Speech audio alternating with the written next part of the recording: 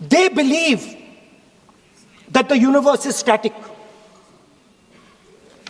And they believe that knowledge emerges from inside them. They believe that they are God. That everything that is to be known is known to them. They are arrogant. They are arrogant. They don't listen. They don't respect other people's truth. So I said, what do you call these people? She said, I call them idiots. So I... Why you are worried?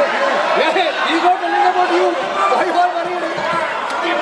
He's telling about... भारतीय parliament में राहुल गांधी ने एक तालिबा की बात बयान की। तालिब इल्म वो है जो मानता है कि उसे भी बहुत कुछ सीखना है। जाहिल वो है जो समझता है कि उसे सब कुछ मालूम है। और शख्सियत परस्त वो है जो किसी इंसान को खुदा बना बैठे। सिर्फ 3 जुमलों ने एक बड़ा सवाल खड़ा कर दिया। क्या ये वो सियासी बलूगत है? अब तक हमें अभी पहुंचना बाकी है। 29 जुलाई 2026 लोकसभा। पेपर लीक और तलबा के एहतजाज पर बहस जारी थी। राहुल गांधी ने जंतर मंतर पर एक तालिबा से होने वाली गुफ्तगू ऐवान में सुनाई। तालिबा ने 3 लफ्ज़ों की तारीफ बताई: तालिब इल्म, जाहिल और शख्सियत परस्त।